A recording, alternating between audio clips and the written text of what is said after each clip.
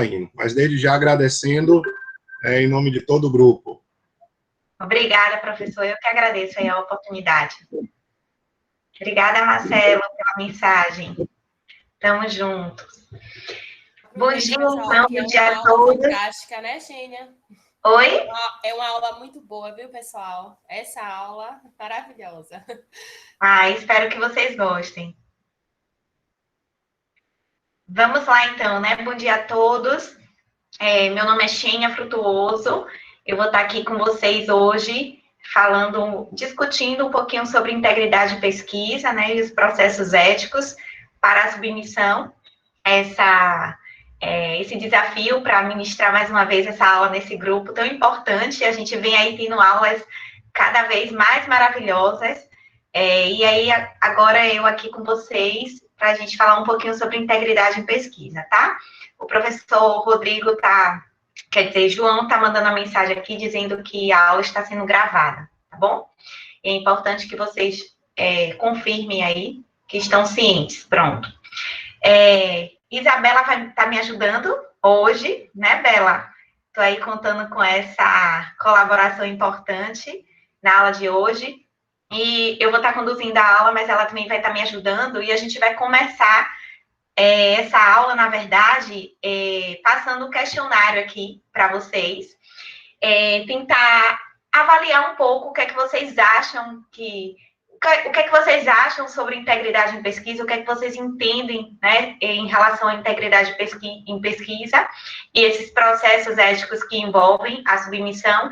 E aí depois a gente vai ter uma aula expositiva e posteriormente a gente vai voltar também para um questionário para que a gente possa ver o quanto que foi absorvido do conteúdo e quais são as limitações e dúvidas que vocês ainda têm para que a gente possa fazer uma discussão mais aberta, tá bom? Então, Bela vai compartilhar, né, Bela? Aí, primeiro para mim. Bom dia, gente, tudo bem? Todos estão me ouvindo? Sim. Então, vou começar, a gente vai fazer um questionário no Kahoot. Eu vou mandar aqui no chat um link para vocês acessarem, de preferência que seja de um dispositivo diferente do que vocês estão na reunião. Se vocês estiverem no celular e puder abrir no computador, ou vice-versa, é melhor, mas não tem problema ser no mesmo, tá? Eu não sei se todo mundo conhece esse aplicativo. Mandei aqui para vocês. Vou compartilhar minha tela também para vocês irem ver. E aí, as questões vão estar na minha tela, que eu vou compartilhar com vocês, e vocês vão responder na onde vocês abrirem, certo? Se vocês tiverem aberto esse linkzinho aí no celular, vocês vão responder pelo celular, e se for no computador, vocês vão responder pelo computador. Então, vocês podem ir acessando. Quando vocês abrirem esse link, vai pedir para botar um PIN. É esse que está aí na tela. Qualquer coisa, vocês me sinalizem, tá?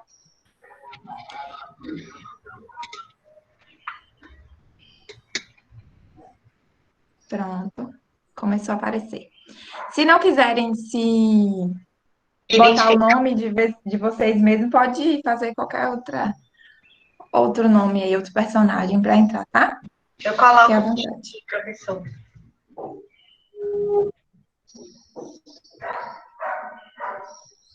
Tem quantas pessoas na reunião, gente? Só para eu ter uma noção de quando começar aqui. 53.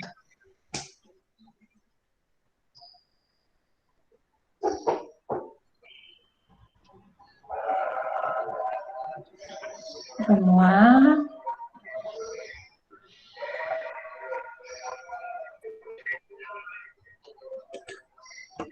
Vou dar aqui uns 2 minutinhos.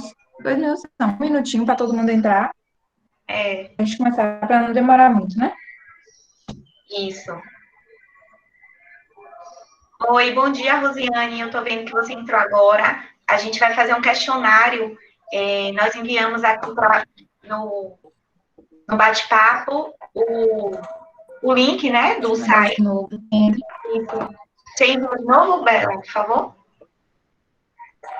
Ela entrou depois. Enviei. Ótimo. E eu vou colocar qual o PIN? Quem entra depois não vê, né? Exatamente. O PIN tá na tela, eu acho. Mas o professor João pediu para colocar. facilitar. Ah, sim, Eu pronto. já coloquei. Agora foi Rodrigo mesmo, viu, Xênia? Quando for eu vou botar o JP do lado, que é para me identificar, viu? Eu já estou te chamando de. Eu já estou te chamando. Ou então vou te chamar de Rodrigo, né? Vamos lá, temos só 14 pessoas. Isso. 15, 16. Acho que demora um pouquinho mesmo. Tem pessoas que não vão conseguir porque está, né, no celular, assistindo no celular, ou está no computador e não tem outro meio. Mas tudo bem, assim, o importante é que o máximo de pessoas consigam participar, para que a gente tenha muita interação também. Dá mais 30 segundinhos e vou dar start, tá, gente?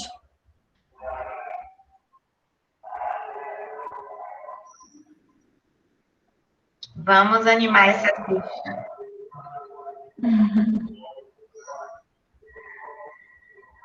Vamos fechar pelo menos 30, pessoal. Não consegue o acesso Ainda. aqui? Aí, ó, já coloquei.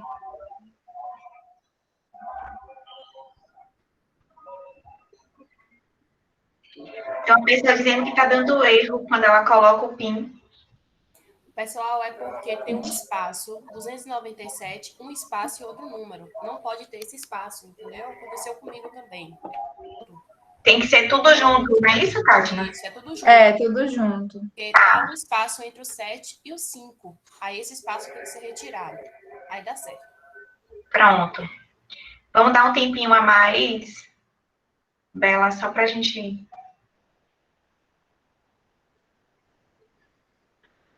As perguntas serão perguntas relacionadas, né, à aula de hoje.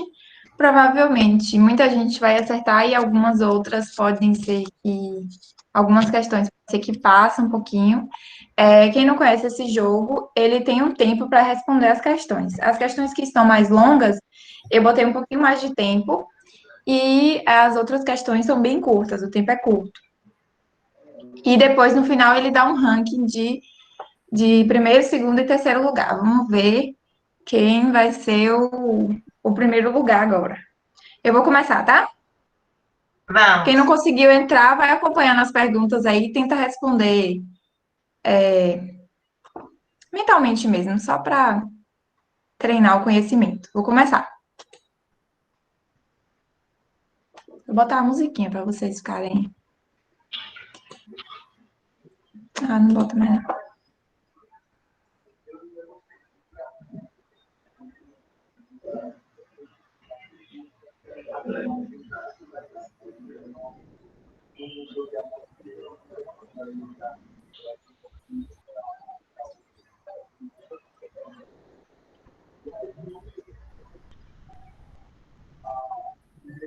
Percebam que tem um tempo para a resposta, viu, gente?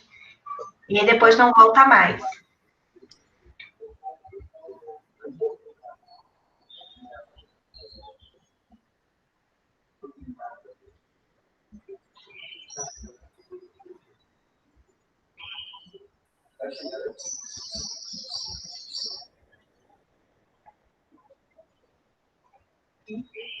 Acabando o tempo. Ô, Bela, professor João Paulo falou que seria legal ler a pergunta e as alternativas. Tá. Acho que talvez atrapalhe um pouco, mas vocês que sabem. Porque é para responder de acordo com a cor, então pode ser que dê. Vou passar, tá? Próxima questão. Ó, nosso ranking.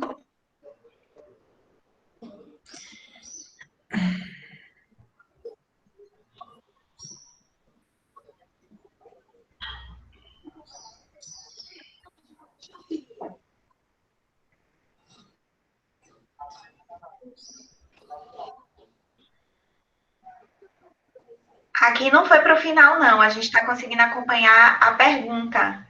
Juliana disse que foi direto para o final. Mas vamos lá. Continue. Direto para o final apareceu no celular dela, que encerrou. Eu acho que foi. Vou continuar aqui, depois a gente vê o que acontece. Vocês vão ter outra oportunidade. Então, eu vou ler a questão dessa vez. Sobre má conduta científica, é correto afirmar. A primeira alternativa está relacionada à fabricação, falsificação e plágio na proposição, execução, revisão ou ao relatar os resultados da pesquisa. A segunda, toda conduta de um pesquisador que, por intenção ou negligência, transgrida os valores e princípios que definem a integridade ética da pesquisa científica e das relações entre pesquisadores, tal como os formulários neste código. E a terceira, não se confunde com erro científico cometido de boa fé, nem com divergências honestas em matéria científica. Depois vocês dão feedback se foi melhor lendo ou não, tá, gente? É importante isso. Eu gostei lendo, Bela. Gostou lendo? Tá. Ó, uma quantidade de pessoas. Certo. Uhum. É de responsabilidade do pesquisador. Letra A. Assumir a responsabilidade pela confiabilidade de suas pesquisas. Letra B. Estar ciente das regras e políticas de pesquisa e segui-las em estágios iniciais da pesquisa. E letra C. Usar métodos de pesquisa apropriados e os resultados devem ser apresentados objetivamente. As conclusões devem ser tomadas com base nos resultados e na expertise do pesquisador.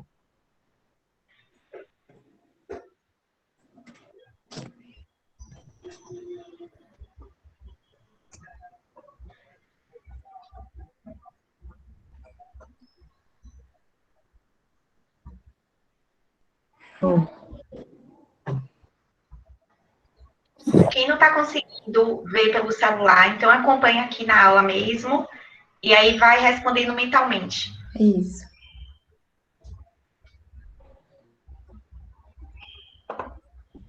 Pronto. Ó, essa já deu. Ficou confusa essa. Verdadeiro ou falso? Plágio e autoplágio são crimes previstos no artigo 184, Código Penal. Violar direitos de autor e os que lhes são conexos. Pena de detenção de 3 meses a 1 ano ou multa. Verdadeiro ou falso? Não, você está mexendo isso aqui, isso aqui é perigoso. Ó, também essa foi divergente a resposta. Samile, fecha seu áudio, por favor. Verdadeiro ou falso? Autoplágio é fazer plágio de si próprio, copiando trechos seus e os distribuindo em diferentes mídias como se fossem originais. Verdadeiro ou falso?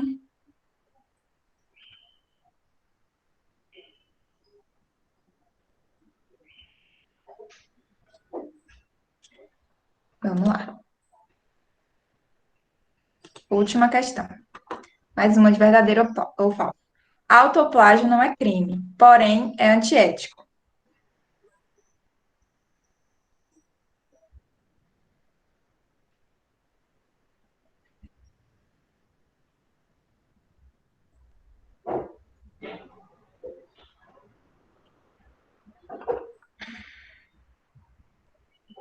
Tá pronto, finalizamos.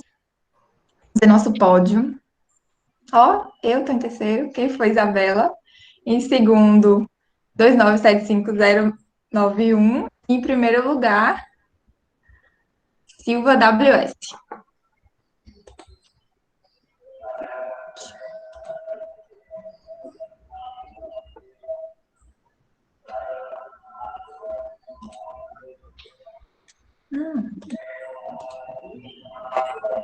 Peraí, que agora eu vou dar uma olhadinha só como é que foram as respostas, tá, gente? Tá. Aqui.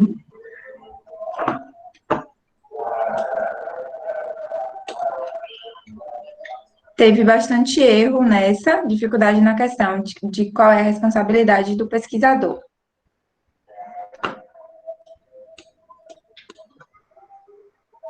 E é isso. Eu vou olhar direitinho e vou fazer um apanhado aqui de como é que foi isso, para a gente comparar com as respostas finais depois, tá? Enquanto Combinado. isso, o Xênia vai continuando aí com a aula. Para a minha apresentação. Ok. Já posso compartilhar. Aí eu tenho que colocar, na verdade, eu não consigo colocar aqui dentro, né? Eu vou ficar só vendo a aula e sem ver vocês, não é isso? Isso. Qualquer coisa, se tiver alguma pergunta no chat, você quer que interrompa? Você Aí eu posso ir fazendo. pode fazer. Não me atrapalhando. Pronto. Vocês já estão conseguindo ver?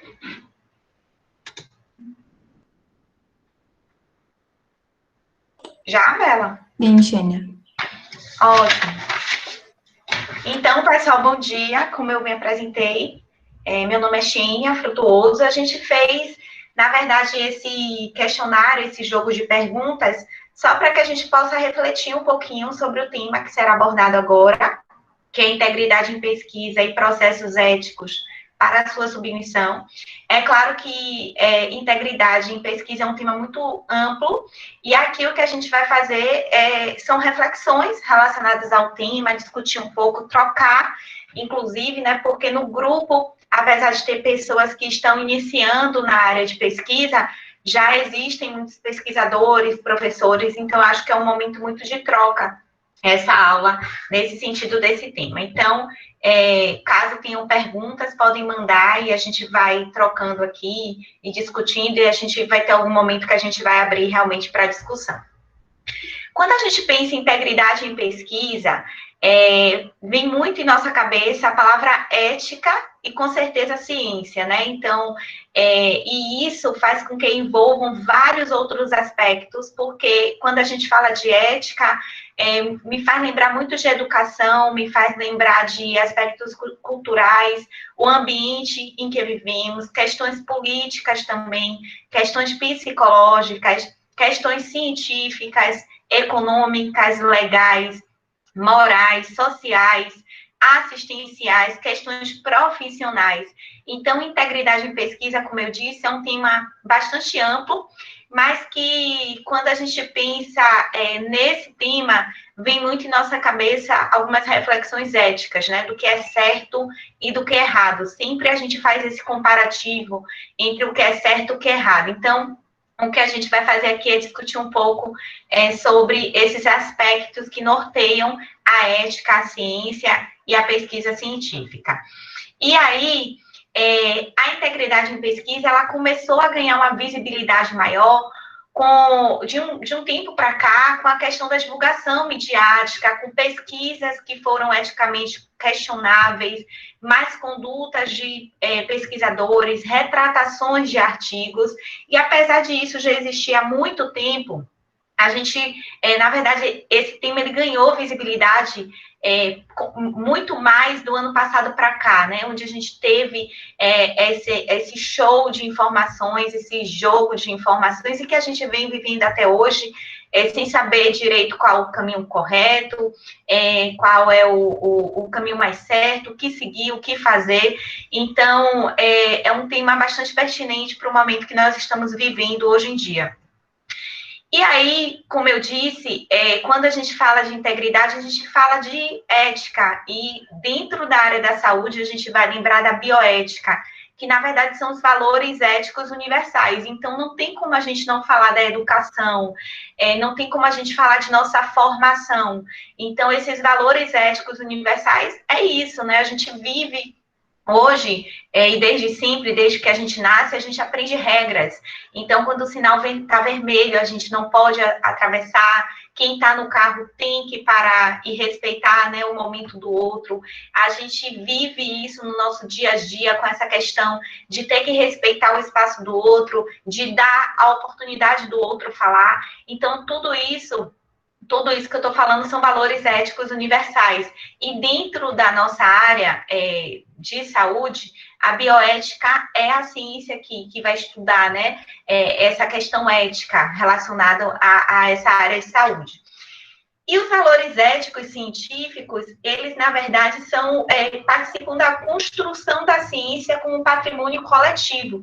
Então, a gente, toda vez que pensa em começar uma pesquisa, que é o que a gente vem fazendo aqui no grupo, né, todas as sextas pela manhã, a gente discutindo algum tema, e eu vejo o quanto o grupo ele vem crescendo nesse sentido e se desenvolvendo, inclusive eu, como estudante, né, como professora, como profissional da área de saúde, a gente vai desenvolvendo valores éticos científicos e a gente vai construindo, na verdade, valores para que a gente possa desenvolver um patrimônio coletivo e que isso, sim, vai ser integridade científica. Então, a gente precisa separar, né, apesar deles estarem juntos, a gente precisa entender quais os caminhos, quais os caminhos, quais os patrimônios que a gente precisa para que a gente possa construir essa ciência de uma forma ética. Então, ética na pesquisa significa assegurar a conformidade da metodologia científica às normas e práticas éticas aceitáveis.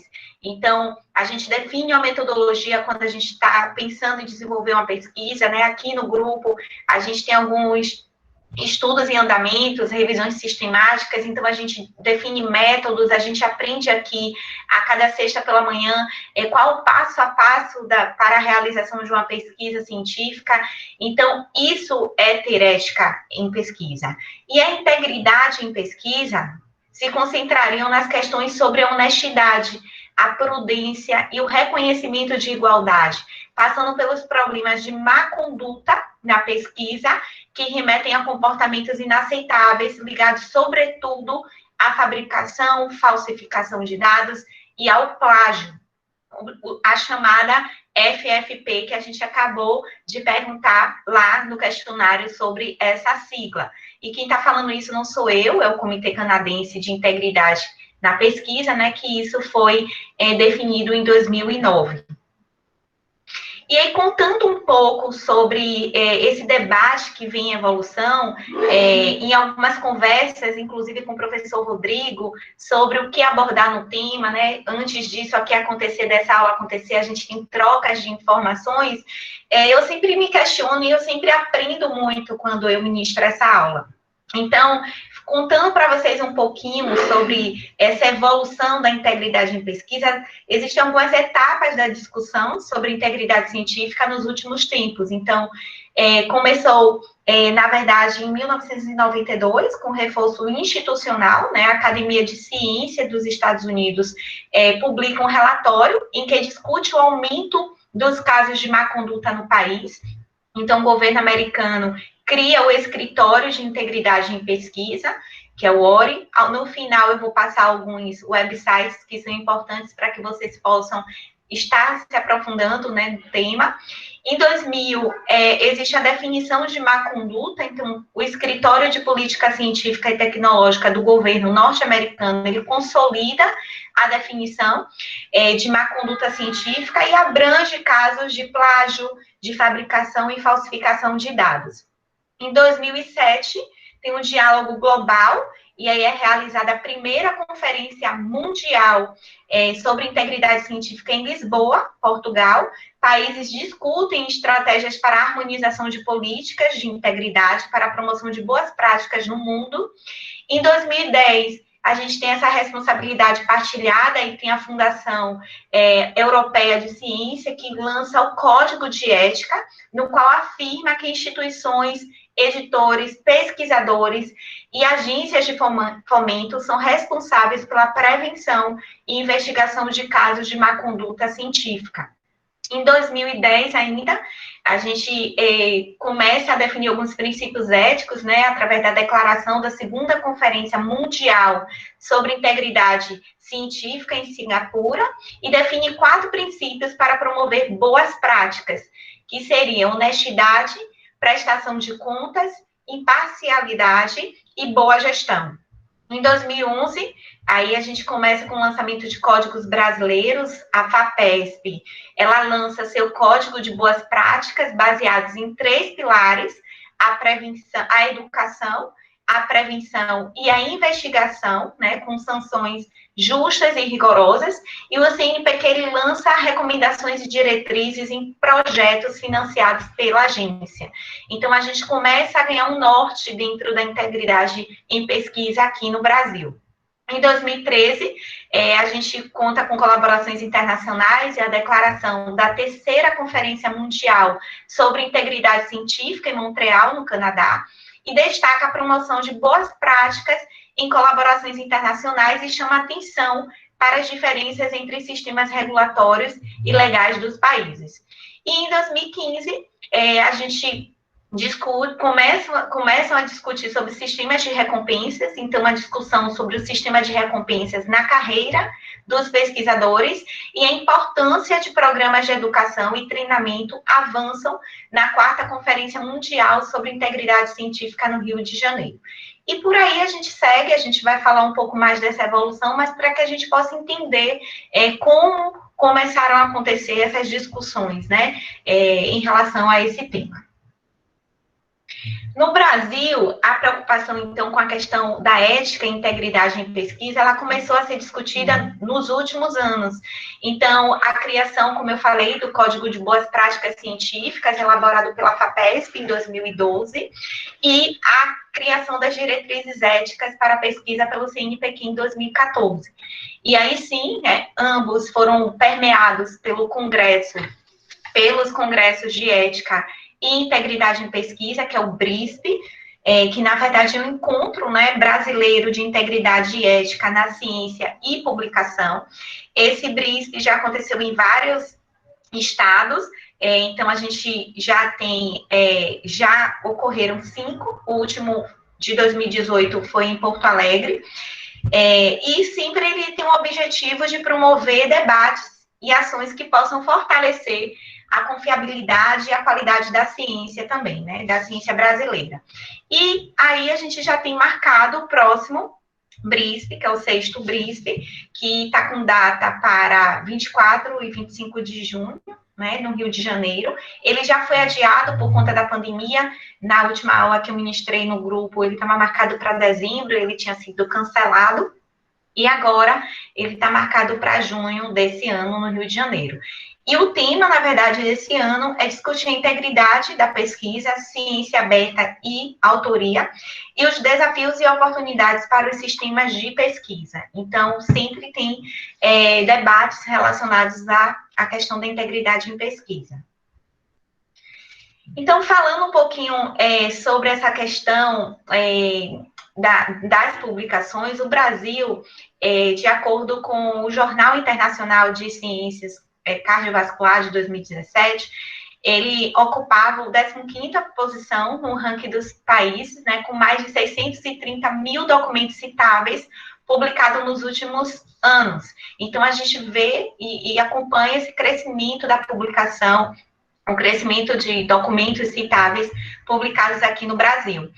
E essa métrica quantitativa das publicações científicas, ela é dominante no mundo acadêmico, sendo que ela é base para contratações em universidades, promoções, premiações e obtenção do fomento financeiro. Então, isso, principalmente num grupo como esse, de grande respaldo, onde a gente tem professores, pesquisadores, mas também nós temos alunos começando, é super importante a discussão de um tema como esse, porque realmente a gente precisa começar a discutir ética e integridade em pesquisa desde sempre, né? Desde que a gente assume, por exemplo, participar de um grupo como esse, todas as sextas pela manhã, quando a gente faz uma seleção ou participa de uma seleção e a gente se compromete a estar assumindo essa posição aqui, né, de estudante nesse determinado horário.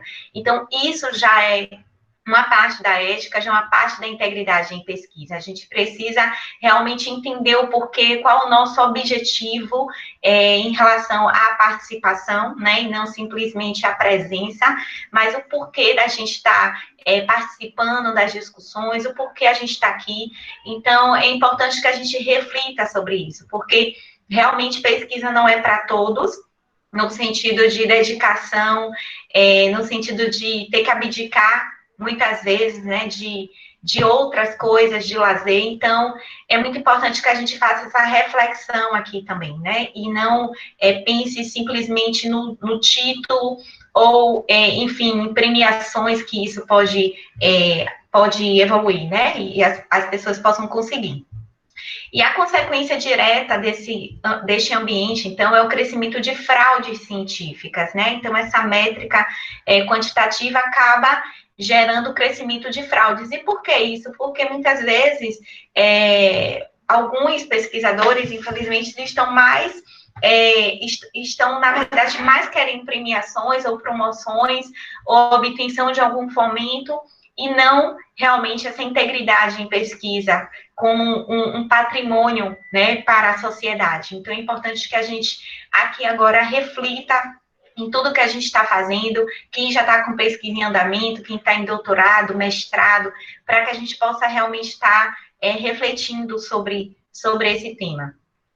E aí eu trago sempre essa imagem que eu acho ótima, né, que é a evolução das perguntas aos professores cientistas com o passar dos anos. Então, em 1950, houve a criação do CNPq e CAPES, e aí em 1960 a pergunta era, você faz pesquisa? Já em 70, você tem publicado, em 80, você faz pesquisa básica ou aplicada, que é algo que a gente já discutiu aqui, né? Mas as duas pesquisas são importantes. A pesquisa básica é importante e a aplicada é importante. Quantos trabalhos você publicou? Isso já em 1990. E a partir de 2000, a gente segue com quantos trabalhos você publicou este ano? Qual o fator de impacto das revistas? Quantas citações você teve? Quantas patentes você tem? Quanto de royalties suas patentes recebem? Quantos empregos a sua pesquisa gerou? Então, a evolução dessas perguntas nos faz refletir também que hoje talvez muitas pessoas façam e realizem pesquisa, mas será que a qualidade, será que essas pesquisas, de fato, elas são íntegras? Será que elas são eticamente... será que elas seguem as condutas éticas? Então, é algo que a gente precisa refletir e a gente precisa estar discutindo sobre isso. E aí eu também gosto muito dessa imagem, né, porque... no início da graduação, eu me vejo também que a gente fala muito assim, eu pesquisarei só temas que me interessam. Aí, durante o mestrado, minha pesquisa é o que o meu orientador manda. Durante o doutorado, só posso pesquisar o que é de interesse do departamento, né? Porque muitas vezes já é professor, ou já está, enfim, né, ligado a alguma instituição. E quando você se torna um professor efetivo em um departamento, só posso pesquisar temas que têm verba. E o professor aposentado, ele aí fala, agora poderei pesquisar o que eu quiser. E aí ele vai descansar em paz, porque ele já está praticamente já prestes a morrer. Então, é importante que a gente reflita sobre isso, mas que isso, na verdade, essa imagem me traz uma reflexão importante de que para realizar pesquisa, a gente precisa fazer realmente o que a gente gosta, a gente precisa estudar sobre um tema que a gente goste, porque realmente a gente não vai conseguir dar andamento ou a gente não vai conseguir se desenvolver na pesquisa se for um tema ou se for algo que você realmente não tenha paixão por aquilo. Então, a gente fala muito aqui no grupo sobre a discussão da pergunta, né, sobre a definição, na verdade, da pergunta, e a gente tem falado aqui nas sextas pela manhã que seja talvez o passo mais difícil definir, porque realmente isso que vai fazer com que você se mantenha realizando a pesquisa. E aí, sim, você tem a paixão por realizar essa pesquisa até o final. E a questão da integridade, né, principalmente com o surgimento da pandemia, ela veio também muito à tona pela má conduta científica, né, que tem sido cada vez mais investigado em alguns países desenvolvidos, mas sua magnitude e importância ainda são desconhecidas no mundo todo. Mas a gente começou a refletir sobre isso, a discutir, inclusive aqui no grupo, eu já participo há algum tempo do grupo, E eu comecei a perceber que a gente começou a discutir também, né, sobre isso, e a gente vem trazendo temas mais atuais nesse sentido. E, inclusive, a gente vem aqui discutindo sobre alguns artigos, né, como a gente identificar se de fato aquele artigo é válido, se de fato ele tem uma metodologia adequada. Então, isso faz parte de integridade em pesquisa. Então, a aula de integridade, ela é uma reflexão, porque a gente já vem fazendo isso todas as aulas, todas as sextas pela manhã. E aí a gente tem alguns princípios que regem essa integridade em pesquisa que são importantes a gente falar, para que a gente possa refletir, para que a gente possa aprender. Eu vi lá no questionário que vocês tiveram dúvidas, né, em relação a quais seriam, na verdade, as competências do pesquisador. Então, é importante que a gente conheça e tenha domínio sobre esses princípios. Um deles é a honestidade intelectual, mas a gente vai falar de cada um deles. Aí tem a responsabilidade, o respeito, a imparcialidade, a transparência também da pesquisa. Então, a honestidade, a gente precisa ter honestidade na apresentação, execução e na descrição de métodos e procedimentos da pesquisa e também na interpretação dos resultados. Então, a gente precisa ser honesto em todo o decorrer da pesquisa, né? Honestidade é a palavra-chave de integridade em pesquisa. A confiabilidade na execução da pesquisa e na comunicação de suas conclusões. Então, a gente sempre trabalhar e realizar a pesquisa com a transparência. A gente vem discutindo aqui que sempre quando a gente define uma metodologia e a gente segue ela, vai ficar muito mais claro até depois, né, para a execução da pesquisa e a comunicação também das conclusões. A objetividade, tanto na coleta e no tratamento de dados e informações, na apresentação de provas e evidências e na interpretação também de resultados, né? A gente teve uma aula excelente na semana passada, eu também estava acompanhando, e falou bastante disso, né? Foi incrível que ele deu passo a passo de como escrever, e ele trouxe muito isso, né? Falar o que de fato é resultado. Então, resultado é resultado, é a gente colocar lá de uma forma mais direta e objetiva possível. A imparcialidade, que tanto na execução da pesquisa como na comunicação também, e no julgamento das contribuições de outros. Então, a gente ser imparcial nesse sentido, a gente não pode nunca esquecer que nós precisamos, como pesquisadores, nós precisamos ser imparciais. E também o cuidado na coleta, armazenamento e tratamento de dados e informações. Então, para que a gente não tenha perda, né, para que a gente não tenha falha nesse processo de coleta, de armazenamento e também no tratamento desses dados. O respeito por participantes e objetos do trabalho de pesquisa, sejam seres humanos, animais, o meio ambiente ou objetos culturais, a gente precisa respeitar sempre. Eu, na verdade, desenvolvo trabalhos mais experimentais. Meu mestrado foi com trabalho experimental e meu doutorado também com trabalho experimental com animais. Então, para isso, eu realizei curso voltado para a experimentação animal, como manejar animais. Então, tem toda uma preparação para isso, né? E com humanos também, a gente precisa sempre ter essa questão do respeito, saber como tem que ser a condução. A gente precisa ter sigilo com os dados. Então, é importante que a gente conheça o passo a passo disso, para que realmente nossa pesquisa ela seja desenvolvida de forma íntegra, né?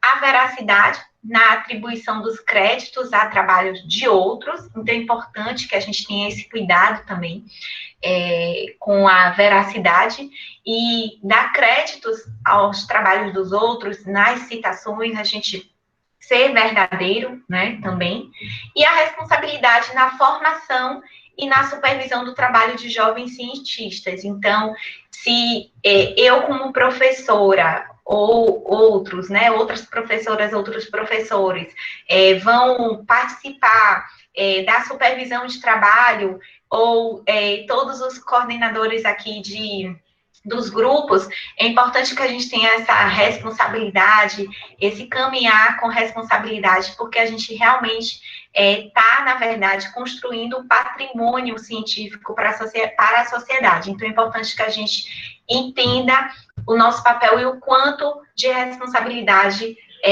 tudo isso impõe. Tudo bem aí, né, gente? Bela, estão ouvindo? Positivo, Shane. Tudo bem, estamos ouvindo. Ótimo, que a gente fica aqui falando sozinha. Então, vamos lá, em relação às responsabilidades, né? Os pesquisadores, eles devem assumir a responsabilidade pela confiabilidade de suas pesquisas, e foi algo que vocês tiveram muitas dúvidas, né, em relação ao questionário, quais seriam as responsabilidades do pesquisador, né?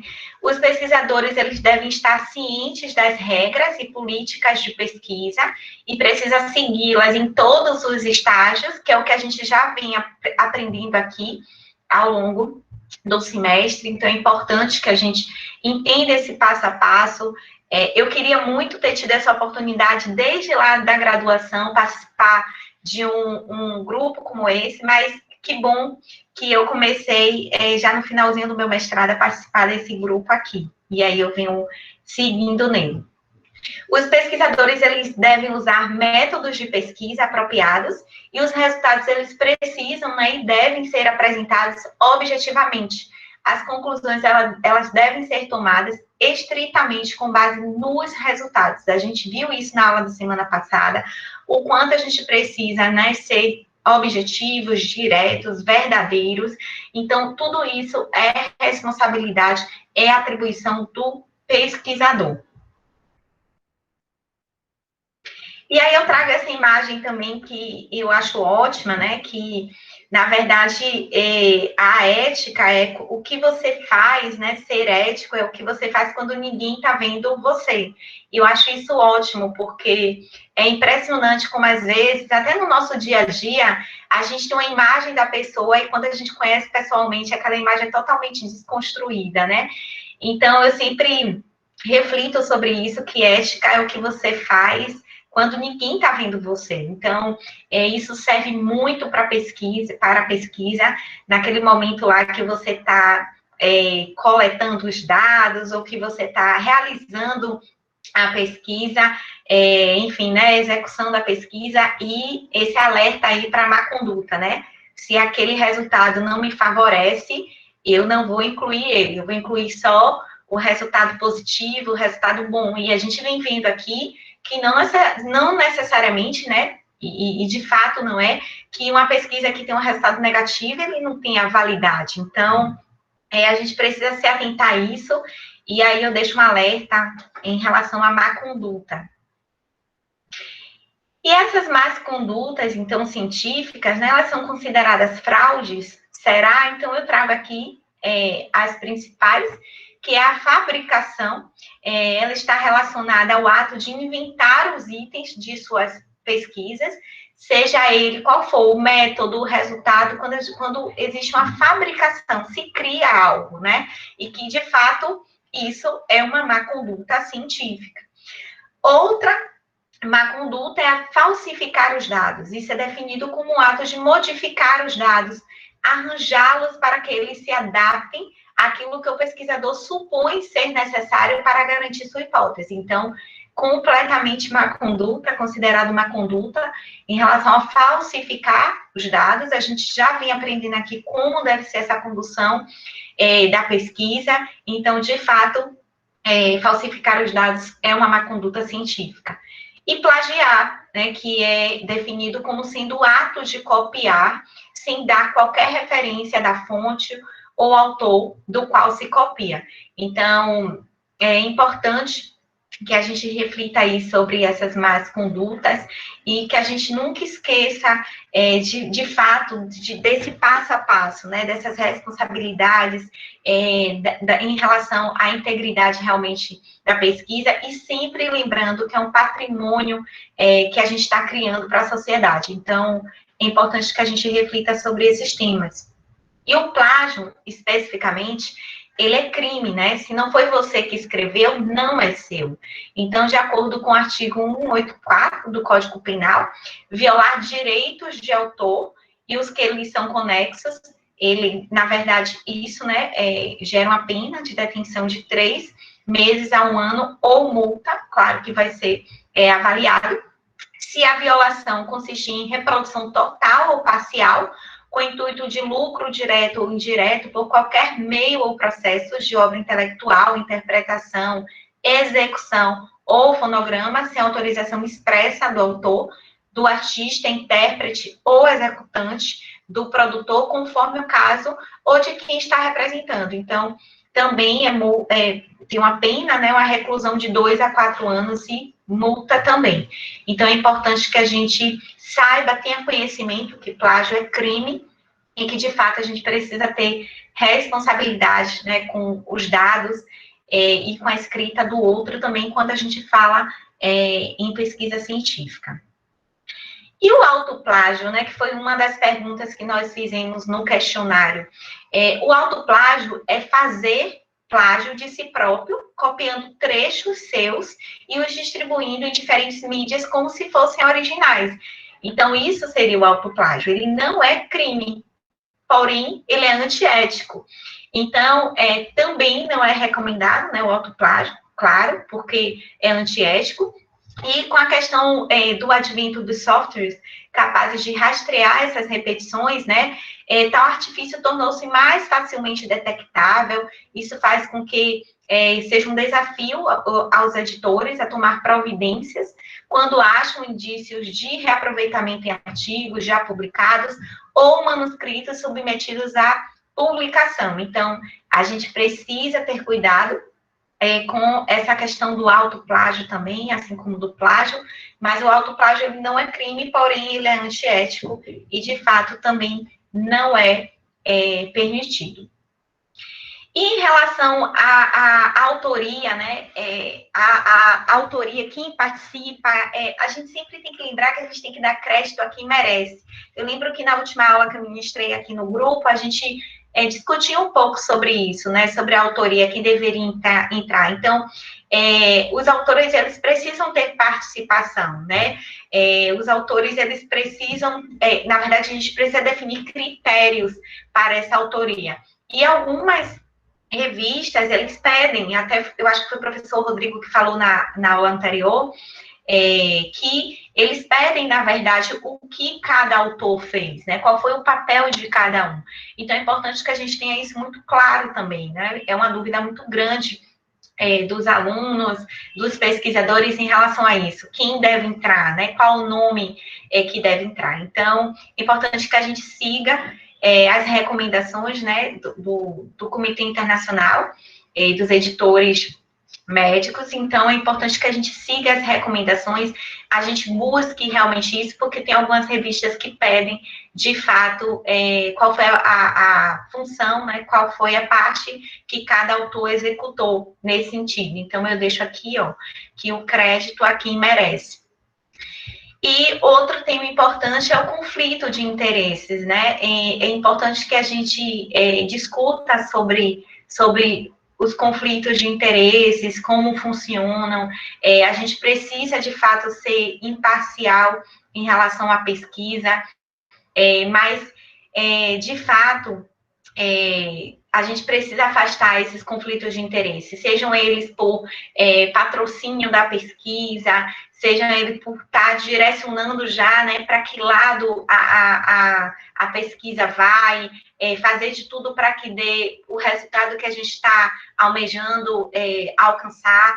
Então, a gente pode até fazer uma discussãozinha, eu vou anotar aqui, daqui a pouco, sobre a autoria, conflitos de interesses, que eu acho que é importante que a gente reflita aí com as pessoas também que estão entrando agora na área de pesquisa, os estudantes, tá?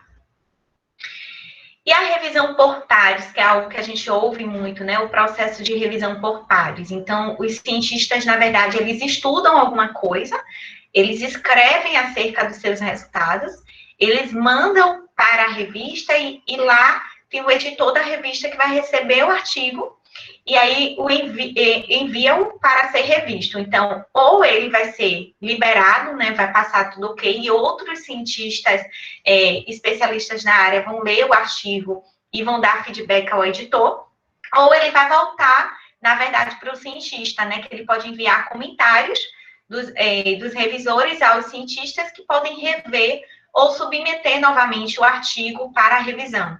Então, se o artigo não alcançar esses padrões científicos suficientemente elevados, pode ser rejeitado, né, nessa altura, ou ele pode precisar de revisão e voltar. Ou caso esteja tudo ok, que é muito difícil acontecer de primeira, e aí professor Mansueto, o professor Rodrigo pode dar as dicas aí de como diminuir isso. Se um artigo satisfaz os padrões editoriais e dos pares, é publicado num jornal. Mas é super importante, e a gente vem aprendendo isso aqui nas aulas, que a gente conheça as regras de cada revista, né? É importante que você saiba quais as revistas que, de fato, publicam sobre seu tema, sobre sua área de pesquisa, quais são as pesquisas mais impactantes nesse sentido, e que você conheça quais são as regras daquela revista. Isso já facilita um pouco esse processo também de aceite do artigo. Então, talvez seja não ter tanta pressa nesse sentido e, de fato, revisar bastante antes de enviar para uma revista ou para um jornal. Eu vou colocar aqui também como tema para que a gente possa discutir no final, caso vocês desejem. E quais seriam, então, os processos éticos para a submissão, né? Eu trouxe aqui, eu trouxe aqui, na verdade, o print da página do Comitê de Ética em Pesquisa do ICS, que é onde eu faço o doutorado, e o print também da CEUA, né, que é a Comissão de Ética no Uso de Animais. E por que eu trouxe os dois? Porque eu tenho mais familiaridade até com a CEUA, porque, na verdade, como eu disse, meu estudo do mestrado foi experimental com animais e do doutorado também é experimental com animais. Então, a gente precisa da aprovação da pesquisa em comitê ou comissão de ética, né, para essa submissão. Então, a pesquisa, antes dela começar, seja ela com animais ou com humanos, ela precisa dessa aprovação. A gente não pode começar a realização de uma pesquisa que não tenha tido a aprovação no comitê de ética. E aí é um passo super importante também, porque a gente precisa entender como é que funciona, né? Geralmente, nesses sites, nós temos as perguntas mais frequentes, as dúvidas mais frequentes. Então, esse estudo, esse aprofundamento e conhecer como é que funciona, ler, né, e não simplesmente entrar lá e preencher, isso facilita muito também o processo de aceite, né, em relação a um comitê ou uma comissão de ética. Eu lembro muito o quanto eu era imatura quando eu entrei para o mestrado em relação à pesquisa, e o quanto eu tive que bater mesmo cabeça para entender como é que funcionava, mandava o projeto e várias vezes foi rejeitado. Eu lembro que isso fez com que atrasasse bastante o andamento do meu mestrado. O mestrado é bem curto, né, são 2 anos, e isso fez com que atrasasse bastante, mas eu também percebo o quanto isso me fez amadurecer, e o quanto isso facilitou, inclusive, outras vezes que eu precisei, assim como recentemente eu submeti o meu projeto de doutorado para a CEUA, né? Então, é importante que a gente leia antes, quem deseja fazer um mestrado, quem deseja fazer um doutorado, que a gente, às vezes, fica mais com a vontade já de entrar, né, e fazer logo. O quanto é importante esses processos, essas discussões que nós temos aqui, o quanto isso amadurece, faz com que dê certo mais rápido até, e facilite também a nossa caminhada. Então, aqui tem o site do Comitê de Ética e Pesquisa do ICS, e tem o da CEUA. Para quem tem interesse, é importante que vocês entrem e acessem, vejam como é que participam, mas eles acontecem tendo reuniões, né? Tem um grupo que compõe as comissões, e os projetos, eles são avaliados após a submissão, eles são avaliados e depois a gente recebe um parecer, né, ou favorável, ou que precisa, de fato, rever alguns pontos, e é importante que a gente entenda e a gente realmente vai amadurecendo com esse processo de submissão também.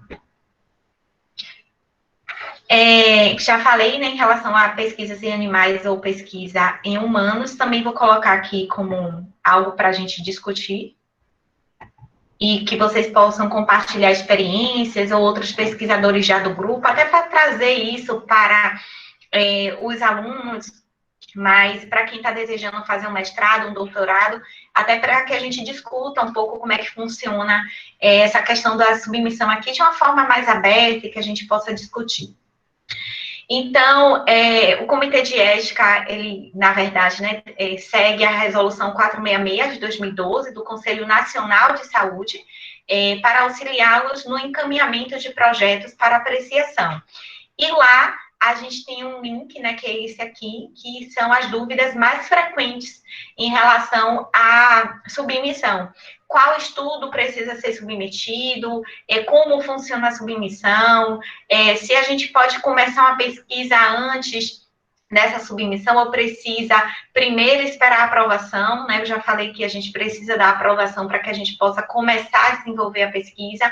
Então, vale muito a pena para quem deseja aí seguir essa vida, né, de pesquisador, que possa estar acessando, de fato, o site e estar lendo, né, mais sobre isso, as dúvidas frequentes, isso vai fazer com que você tenha um direcionamento melhor.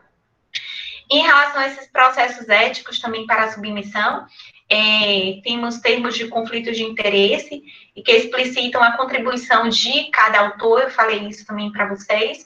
Revisão estatística independente é importante para que a gente possa, de fato, ter mais confiabilidade no nosso trabalho. Usar sempre esses sites, né, para avaliação de plágio, para que a gente não caia nesse erro, como eu falei. E também a adoção integral das recomendações do Comitê Internacional de Editores, né, dos jornais médicos. Então, é importante que a gente conheça esse passo a passo, isso vai facilitar muito o andamento, o desenvolvimento e, de fato, a efetividade do nosso trabalho, da nossa pesquisa.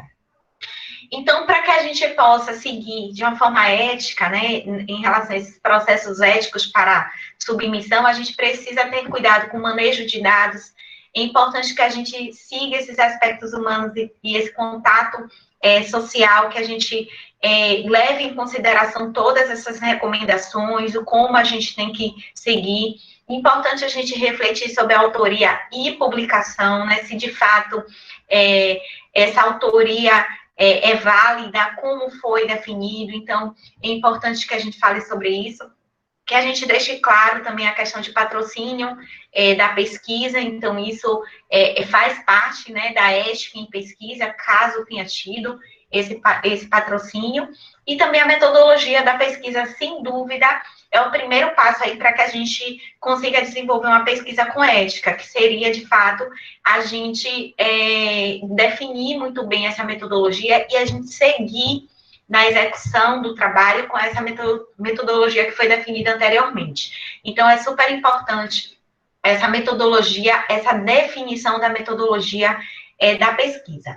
E aqui eu trago alguns websites importantes, né, que, como eu falei, é mais uma reflexão para que a gente possa conhecer um pouco mais sobre integridade.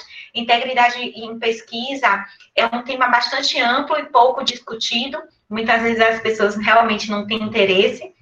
Eu até passei um artigo, né, eu e Isabela, nós passamos um artigo para leitura, falando dessa questão mesmo, que foi um pouco do que eu contei na aula, sobre a evolução da integridade aqui no Brasil. É super importante que vocês tenham lido esse artigo. Em relação aos websites importantes, eu já falei aqui sobre o escritório, né, de integridade em pesquisa, e aí vale a pena a questão do acesso para que vocês conheçam mais sobre, mas que sigam essas diretrizes, né, realmente é bastante importante. Aqui também eu trago a Associação Brasileira de Editores Científicos, e aí com o site, para que a gente também tenha esse cuidado, né, e que a gente conheça os caminhos para a excelência da publicação científica. Aqui a gente também tem a comunidade virtual dos editores científicos, e é importante também, eu deixo aqui o link para que a gente possa estar conhecendo mais sobre isso.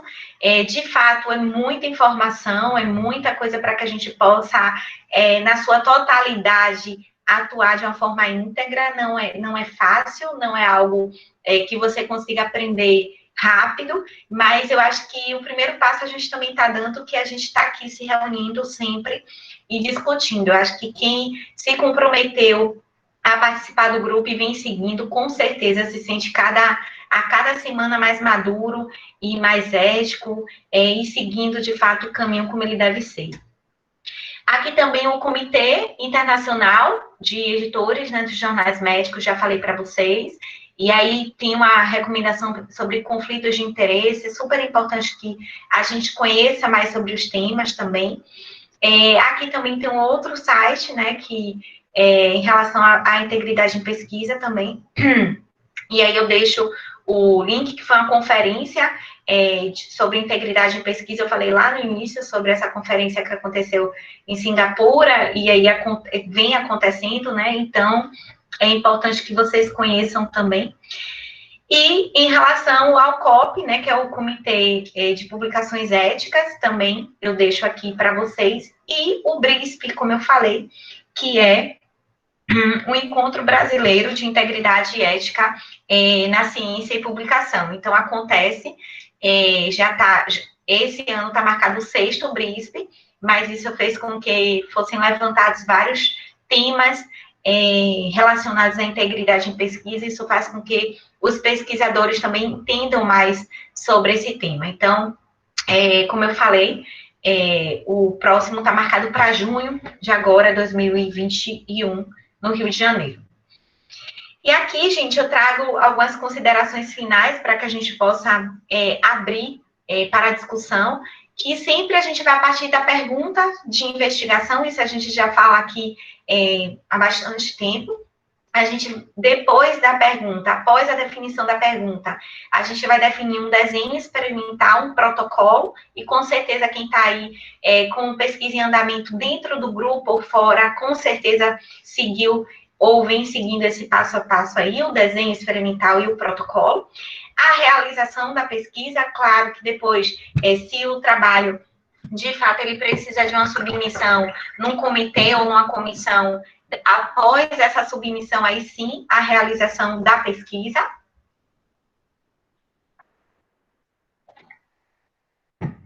E aí sim, após a realização da pesquisa, de todos esses passos que nós aprendemos, aí sim a gente tentar a divulgação do nosso trabalho, mas lembrando sempre que essa divulgação vai fazer parte de um patrimônio de conhecimento, né? Um patrimônio científico para a sociedade. Mas que para isso a gente precisa desenvolver sempre a pesquisa e, na verdade, ser pesquisador é uma carreira, né? Eu acho que é uma profissão, realmente. Eu lembro que, quando eu entrei no mestrado, eu tinha colegas que não trabalhavam ou que só realizavam realmente pesquisa, outros que tinham acabado de sair da faculdade e foram direto para o mestrado, mas tinham aquelas pessoas também que já tinham uma vida profissional mais avançada e estavam se dedicando. Então, assim, são vários momentos de vida diferentes, mas que a pessoa decide ter essa profissão, decide ser pesquisador, que exige dedicação, exige também bastante ética, né? Como a gente vem falando, não é fácil, é um aprendizado constante, mas também é muito bom a gente estar contribuindo e a gente poder estar desenvolvendo, de fato, esse patrimônio científico. Então, que a gente sempre saiba que nós precisamos agir com ética, com integridade e sempre com boas práticas, né? Só assim a gente vai conseguir desenvolver uma pesquisa de forma correta, de forma ética, como eu venho falado, e aí sim a gente vai poder publicar e ter orgulho também daquela publicação que nós fizemos. E eu queria agradecer, a princípio, aqui pela oportunidade, Deixo aqui meu e-mail, caso vocês tenham alguma dúvida, e também a minha rede social. Mas agora eu queria abrir para que a gente possa estar discutindo alguns temas e também vocês poderem compartilhar, claro que fiquem à vontade, quem já teve experiência com essa questão de submissão de trabalho, ou se vocês ficaram com alguma dúvida em relação aos temas que nós conseguimos abordar aqui na aula. Vou sair daqui da apresentação. Peraí. Xênia, Isis tem uma pergunta no chat. Dê uma olhadinha aqui, ó. Ainda estou compartilhando minha tela, né? Agora eu saí? Pronto, Saí. saiu. Tá, deixa eu ver. Xênia, bom dia. Eu gostaria de saber sua opinião e dos demais colegas sobre autocitação. Ontem, lendo um artigo para pós, os autores estavam avaliando um medicamento específico para a COVID e descreveram que os medicamentos foram testados anteriormente pelo grupo deles sem resposta. Fiquei na dúvida se isso é adequado ou não. Isso eu vou falar a minha opinião, e aí a gente pode também abrir aqui para os outros, né, integrantes do grupo, mas eu acredito que não tinha problema, né, essa questão da autocitação. Mas nesse caso aí, eles não obtiveram resposta com o uso, não foi? Do medicamento que eles testaram anteriormente. Então, a autocitação não tem problema. Isso, eles não tiveram resposta com os outros artigos, né? Eles fizeram outros artigos, outros estudos, testando um determinado medicamento que não tiveram resposta. Mas a pergunta de investigação deles, por exemplo, era se a azitromicina auxiliava no tratamento do COVID. A pergunta era essa. Aí cabe dizer que eles testaram cloroquina, e não tiveram resposta. Eu vou fechar o áudio porque eu tô aqui no trabalho e tá muito barulho, tá? Pra não atrapalhar. Eu acredito que sim, Isis. Eu acredito que sim. O professor Rodrigo pode me ajudar, João Paulo. Não sei se o professor Mansueto Foi João Paulo que levantou. Eu acho que é super natural. A citação também serve para você se referir a algo que foi feito no passado. Então, você gera uma conexão com outro elemento que foi feito no passado. Se o Mansueto não puder citar os trabalhos dele, ele está frito, né? Não tem literatura do Brasil em fisioterapia. Com certeza. Isso mesmo, também acho. Bom dia a todos e todas. Só uma contribuição também. Inclusive, o Google Acadêmico, né, quando ele gera o fator H do pesquisador, ele gera 2 fatores H. O que tem, considerando as suas citações, né, então, o fator H, ele considera o número de citações dos seus artigos para gerar um valor, e ele tem 2 cálculos, um que é sem a citação que você faz nos artigos de si próprio, e um é com essa citação, então geram valores diferentes, justamente porque se considera que isso não é proibido. Na verdade, a questão da autocitação como algo antiético é quando você reproduz o mesmo texto em artigos diferentes, ou o mesmo resultado em artigos diferentes.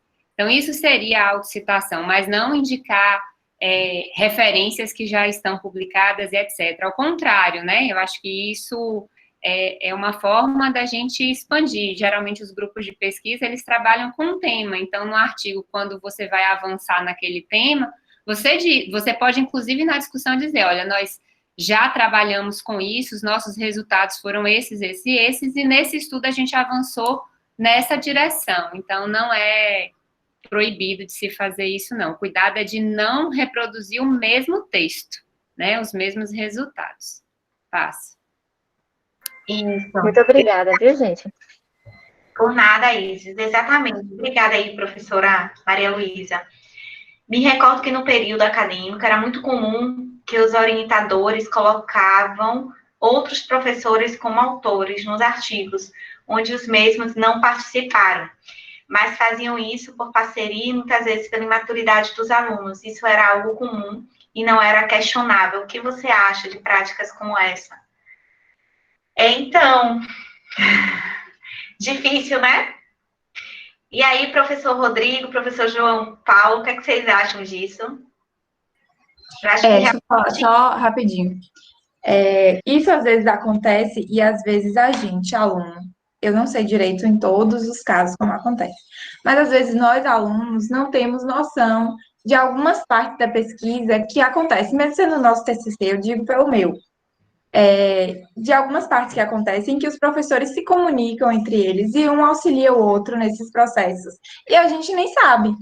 E aí ele auxiliou de alguma forma, você não sabe, o nome dele foi, e você fica assim, oh, aquele professor nem fez nada, e o nome dele vai nesse artigo. Sendo Exatamente. que talvez eu, como meu TCC, eu fiz mais, e eu não posso escolher um colega meu para botar o nome, mas meu professor que é orientador, ele pode. Porque às vezes a gente também não sabe as contribuições que acontecem por trás, porque às vezes os professores, eles conversam entre eles, e eles contribuem de alguma forma. Eu não sei se é em todos os casos assim, mas na minha experiência eu vi isso em alguns momentos. Perfeito, Bela, exatamente isso. Também concordo. A gente não sabe exatamente como foi, mas de fato tem partes, né, e contribuições que às vezes a gente acha que não aconteceram e que de fato aconteceram. Então, realmente bem colocado aí por você, Bela. Índice H, considerando sim, tem sido utilizado em alguns processos seletivos. Lá também é separado com e sem autocitação. Sim, com certeza, professor. Exatamente isso, né? Esse índice H. Essa questão da autocitação é de fato também considerado. Mas se não participou em nada, mas se não participou em nada, aí permitir que trabalho que executou seja assinado por outro profissional, bem como assinar trabalho que não executou ou do qual não tenha participado. De fato, se não participou de nada, né, está sendo antiético, claro. Mas aí é importante que a gente veja quais foram as outras contribuições. Mais alguma pergunta? Acho que não, né? Acho que a gente respondeu todos. Eu queria aproveitar aqui, inclusive, a aula expositiva, de fato, eu queria acabar antes nesse sentido, para que desse tempo a gente discutir, porque eu acho que isso enriquece mais, inclusive, com um tema desse, de integridade em pesquisa, e o processo de submissão. Eu queria que vocês ficassem à vontade, tanto os alunos quanto já os professores, pesquisadores, pudessem compartilhar suas experiências com esse processo de submissão, ou alguma dificuldade que tiveram nesse sentido, ou que compartilhassem com a gente alguma dúvida, ou de fato, alguma dificuldade que vocês tiveram.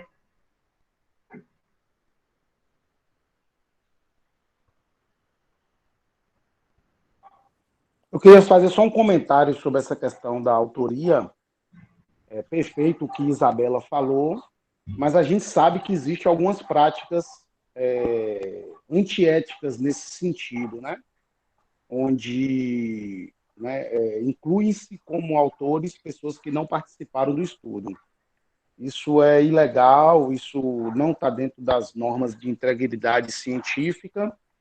E esse material que eu passei no chat aí, ele cita um comitê internacional de editores científicos, onde ele estabelece critérios de autoria. Então, para participar da autoria de um trabalho, existem critérios, né? Só coletar dados, por exemplo, não garante você a autoria do trabalho.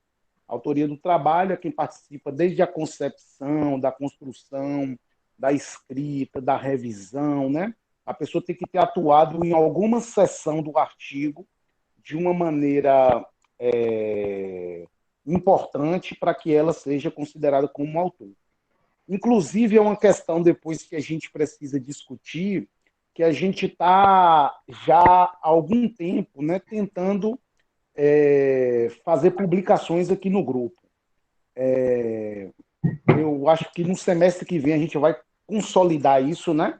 Porque a gente tem os grupos específicos, né? Cada um tem seu projeto, coordenando seu projeto, e acontece as publicações, mas aqui dentro do GPF a gente ainda não conseguiu. A primeira publicação vai sair agora, né? Do protocolo de revisão sistemática, da revisão sistemática feita por Thaís Nascimento.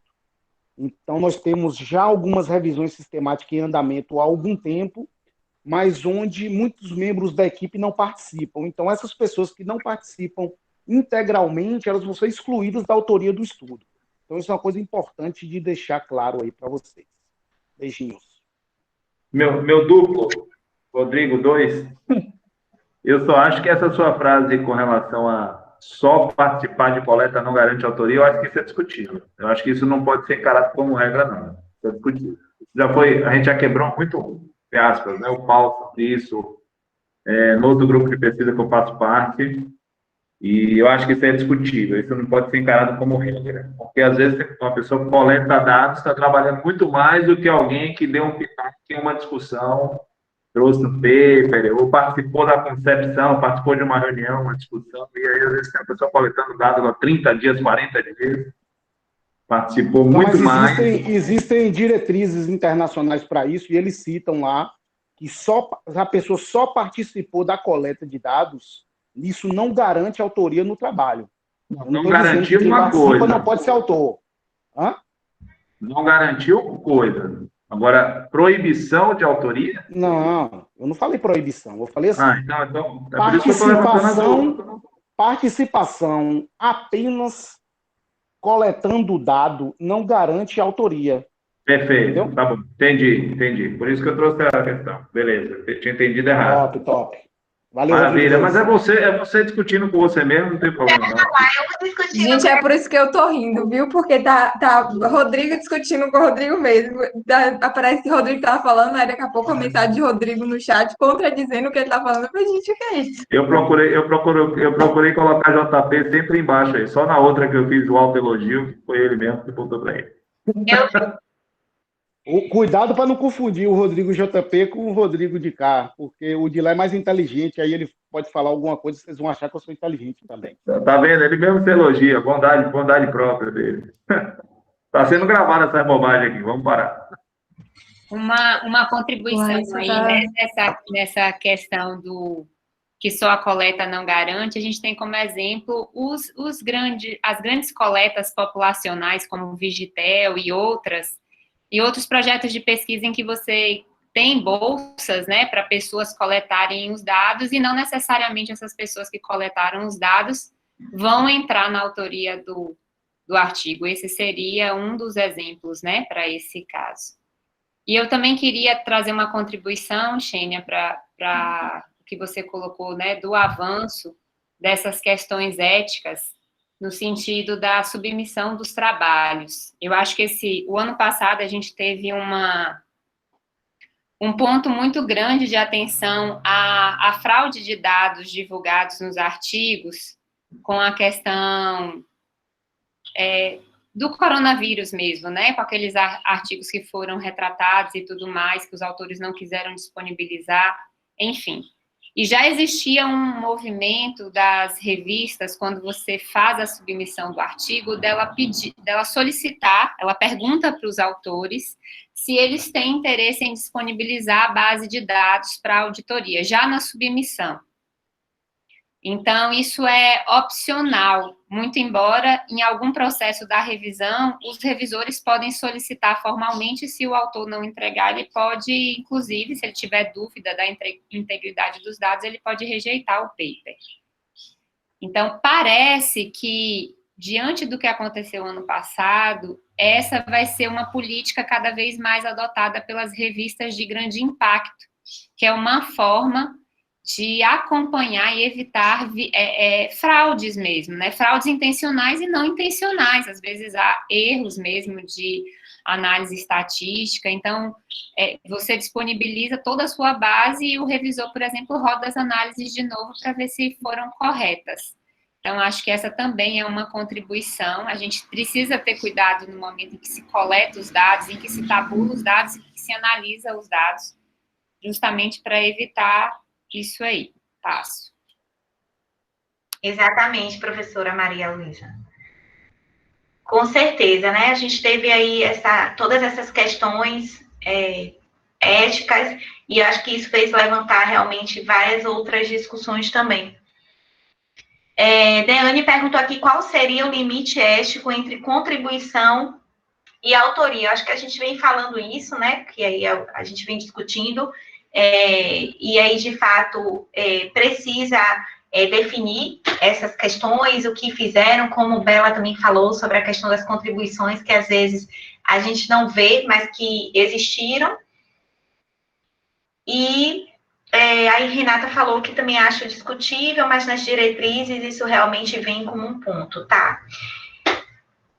Clínica dizem que o trabalho técnico apenas coletando dado não garante autoria, mas isso a gente já falou aqui que é discutível, mas de fato a gente precisa avaliar.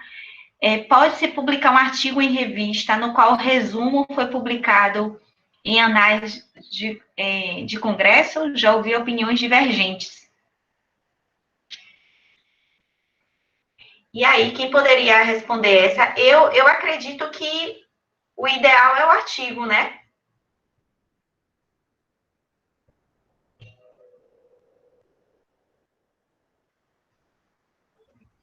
Pelo que eu entendi, a dúvida dela é assim: se você publicou o seu trabalho em análise de congresso, depois pode publicar ele numa revista também, ou vice-versa? E aí, professor Rodrigo, pode, não pode? Rodrigos?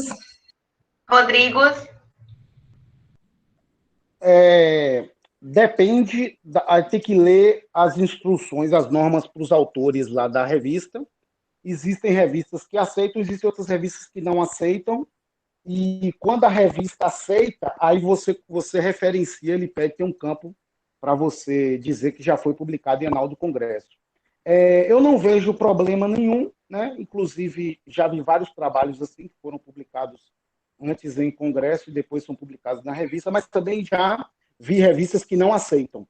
Se foi publicado como texto expandido, quando é só como um resumo, a maioria das revistas aceitam, mas você tem que sinalizar que já foi apresentado e já foi publicado como resumo em análise de congresso. Agora, quando é resumo expandido, onde praticamente todas as informações do artigo que você está submetendo à revista já foi publicado através dos anais de algum congresso, aí talvez eu não vejo necessidade de duplicidade, principalmente se os anais estiverem disponíveis na internet, né? Assim, aí é você olhar, porque vai entrar naquela questão, né? Não é bem um autoplágio, né? Que a gente chama de publicação salame, que a pessoa vai pegando alguns recortes do seu trabalho e vai publicando em diversos locais para ter uma maior pontuação, né? Como você falou, academicamente, publicar muito conta, né? Então a gente tem que ter um cuidado com isso. Se foi resumo expandido, todas as informações já foram publicadas, já foram disponibilizadas, e daqui a pouco você quer submeter isso numa revista, eu não acho muito legal. Mas é a minha opinião. Entendi. Carol fez uma pergunta interessante aqui, Carol Nascimento. Quando se submete ao comitê de ética, cada instituição tem uma plataforma de acesso para submeter, não é isso? Sim, viu, Carol? Aí é importante, foi ótima a sua pergunta, porque assim, é importante você conhecer as regras do comitê que você está submetendo. Então, é importante que você conheça de fato e, enfim, tem alguns que têm, né, o termo de consentimento próprio, então é importante que você conheça de fato o comitê que você vai submeter a sua pesquisa, o seu projeto. Xênia, Oi. Só com relação à pergunta de Carol aí, mas isso não é feito via Plataforma Brasil hoje? É feito via Plataforma Brasil. É porque, assim, na verdade, você submete, mas o acompanhamento você faz pela Plataforma Brasil, né? A submissão também, né? Aí ele vai ser designado. Exatamente. Mas você fala qual comitê, né, professor? É porque ela perguntou aqui se cada instituição... Sim, Carol. Eu fiz essa pergunta justamente por isso, porque eu me lembro que quando eu submeti foi justamente pela Plataforma Brasil. E aí eu tive um problema porque eu submetia para o comitê de ética da instituição, só que ao invés de ir para o da minha instituição, ia para outra instituição. E aí eu tive um atraso justamente por conta disso.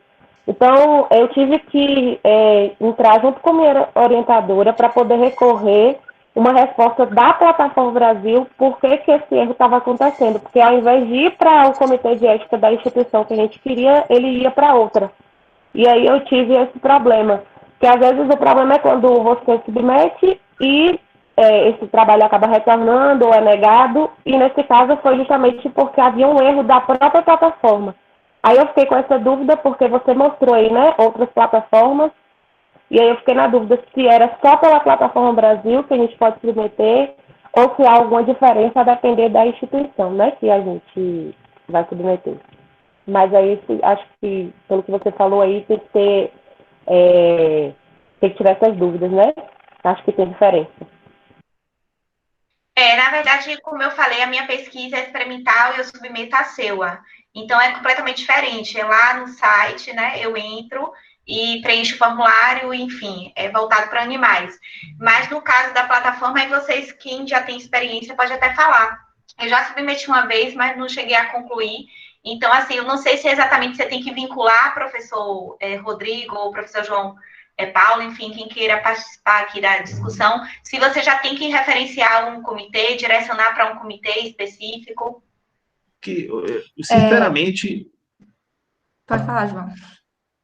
Não, a gente teve até aula sobre isso agora, né, Isabel?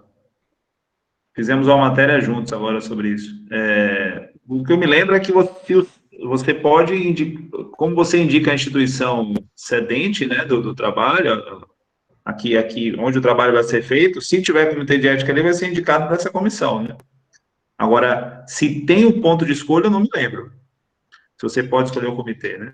E assim, tem outra questão, que geralmente os documentos, às vezes tem alguns documentos diferentes para cada comitê, e aí no site, igual esse que Xenia mostrou, vai ter todos os documentos que esse comitê pede. Então, se você vai fazer uma pesquisa no UPS, você provavelmente vai entrar lá no site do Comitê de Ética do UPS, pegar toda a documentação, como é que acontecem as coisas lá, como é que são os modelos de TCLE e tal, vai fazer o seu e vai submeter na Plataforma Brasil. E aí, como é para o UPS, eu também não sei dizer assim exatamente se quando você submete, você escolhe o comitê, então lá tem a opção de você botar que quer submeter para esse comitê, ou de acordo você diz que quer fazer uma pesquisa nessa instituição, ele já direciona.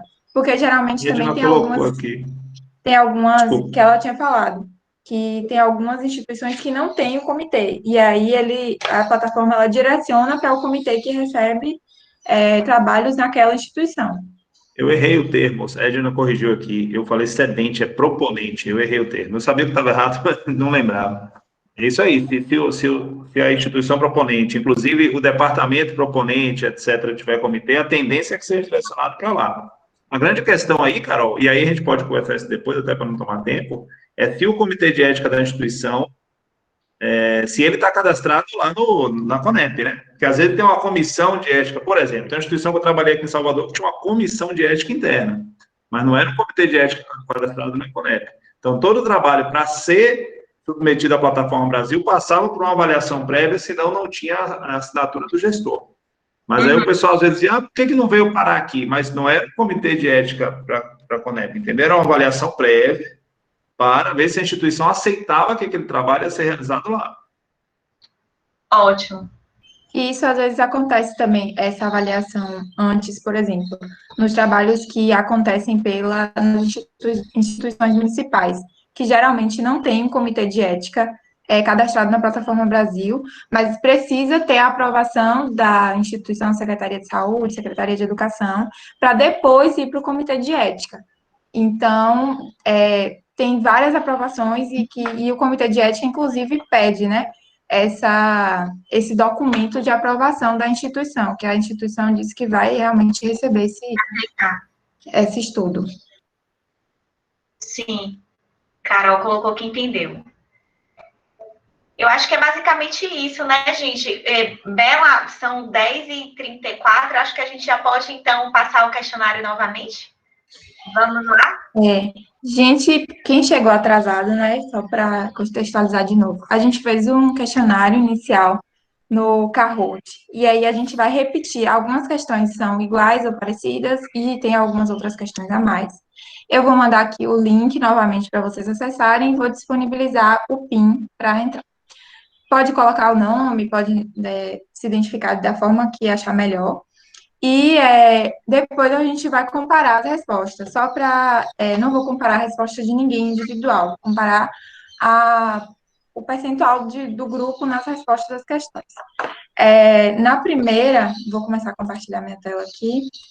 Compartilhe e coloca o link, Bela, por favor. Para vocês já irem acessando. Rosiane colocou que na instituição onde ela trabalha, o trabalho deve ser primeiro aprovado pelo Comitê de Ética e Pesquisa e só após a autorização submetido à plataforma Brasil. Então, isso também diferencia, né, de um local para outro. É importante sempre você conhecer, de fato, como é. Na UFBA também é assim, Isis colocou que na UFBA... No UPS também é assim. Pois é, eu também, por isso que eu falei do comitê, porque eu até onde eu sei é assim. Primeiro precisa dessa aprovação para depois submissão, mas enfim. O PIN já está aí, gente. No UPS, por exemplo, tem uma gerência de ensino e pesquisa. E se você entrar no site do UPS, você vai ver que tem diversos documentos que você tem que preencher, inclusive questões orçamentárias que têm que ser bem precisos, com códigos, porque muitos procedimentos que a gente faz lá, eles colocam na parte financeira, né, para a questão de arrecadação de recursos deles lá, e contabilidade, questão de material, de profissionais que vão ser envolvidos, de insumos. A gente tem que fazer tudo isso bem, bem direitinho antes de colocar na plataforma Brasil. Só depois que eles dão o ok, que a gente coloca na plataforma. Entendi. As pessoas estão entrando aqui. E enquanto isso, né, quem quiser tirar mais alguma dúvida, fica à vontade. Exatamente. A gente pode ir tirando dúvida. Obrigada, viu, Rosiane, que você colocou aí. Realmente foi bom que levantou essa finalização aí dessa discussão.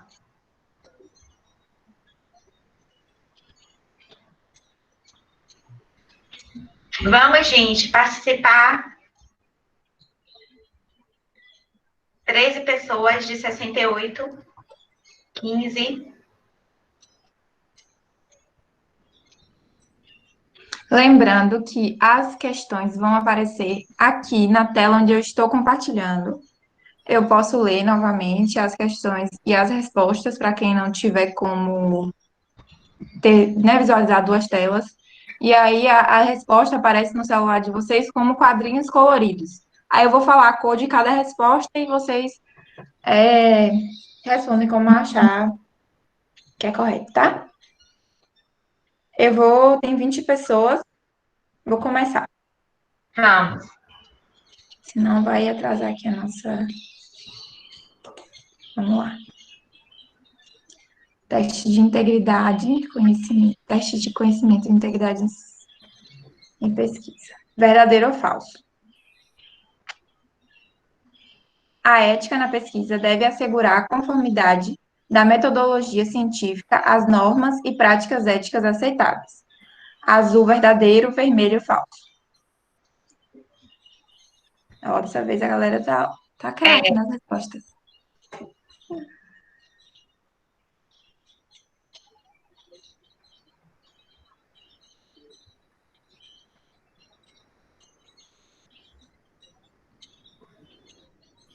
Ó, Olha, pois é.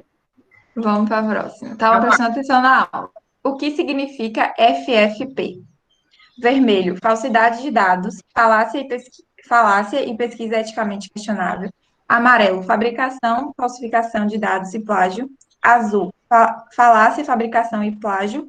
Verde, fabricação, falsidade de dados e pesquisa eticamente questionável.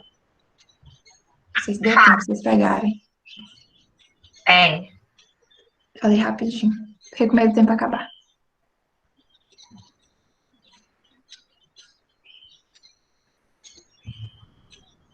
Mas eu acho que até que todo mundo já respondeu. Tinha 22 na outra, mas vamos lá. Ó, a maioria também acertou.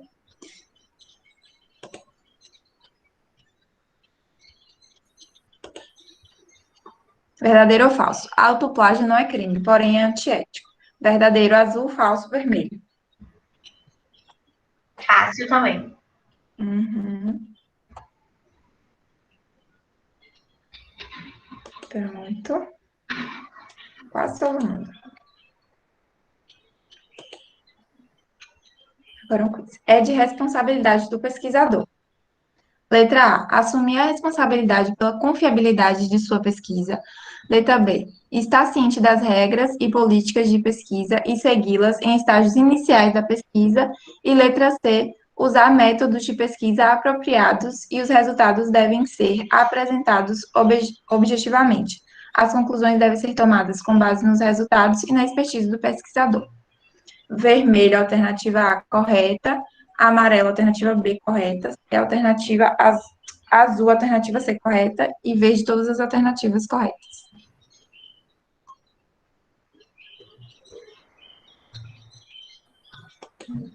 Vamos lá. Ó, poucas pessoas acertaram. A gente vai discutir a resposta depois, tá, pessoal? Essa tem umas coisinhas. Verdadeiro ou falso? Plágio e autoplágio são crimes previstos no artigo 184, Código Penal. Violar direitos de autor e os que eles são conexos. Pena de detenção de 3 meses a 1 ano ou multa. Verdadeiro, azul, falso, vermelho. Esse não precisava ler, todo mundo respondeu.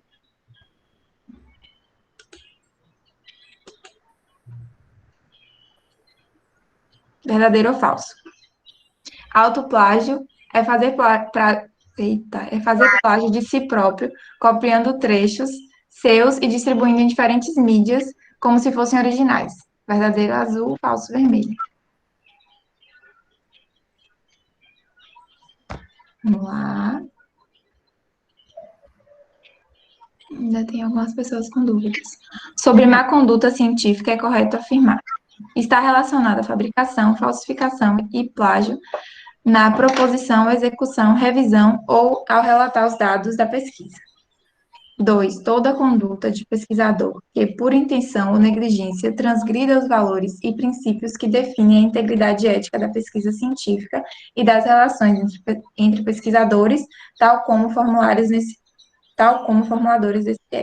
desse código. Não se confunde com erro científico cometido de boa fé, nem com divergências honestas em matéria científica. Vermelho, 1 e 2 estão corretas. Amarelo, apenas 1 está correta. Azul, 2 e 3 estão corretas. E verde, todas as alternativas estão corretas. Esse saiu com menos espaço. Pronto.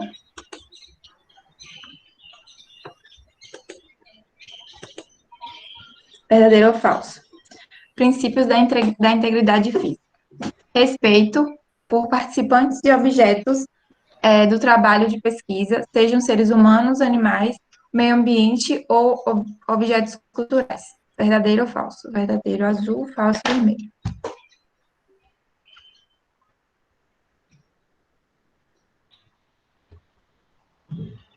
Muito bem.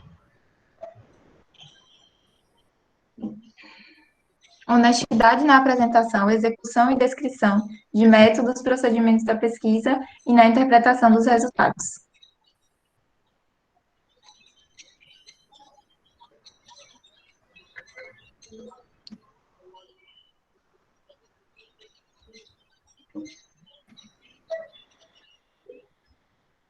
Acho que teve gente que desistiu.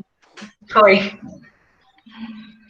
Confiabilidade na execução da pesquisa e na comunicação de suas conclusões.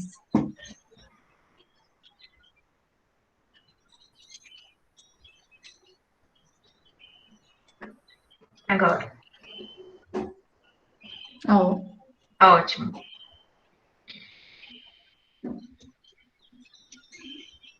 tá acabando.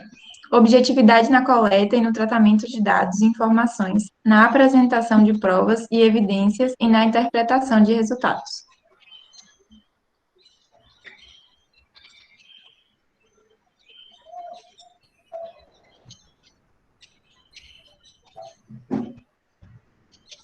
Ficou na dúvida. Uhum.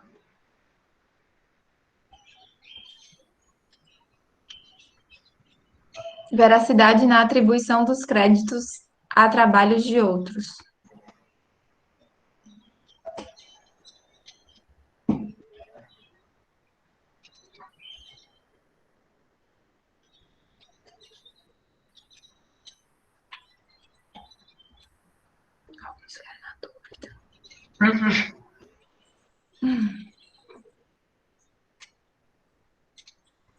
Responsabilidade na formação e na supervisão do trabalho de jovens cientistas. Orientadores, isso é verdade?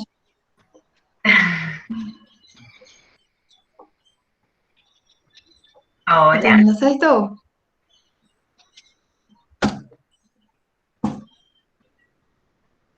Imparcialidade na execução da pesquisa, na comunicação e no julgamento das contribuições de outros.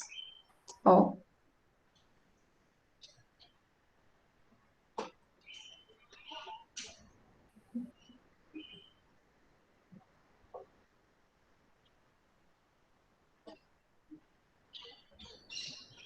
Eu acho que Carol tá dominando, hein? é.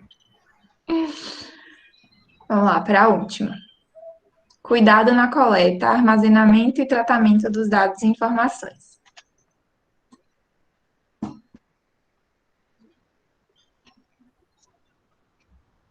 Pronto.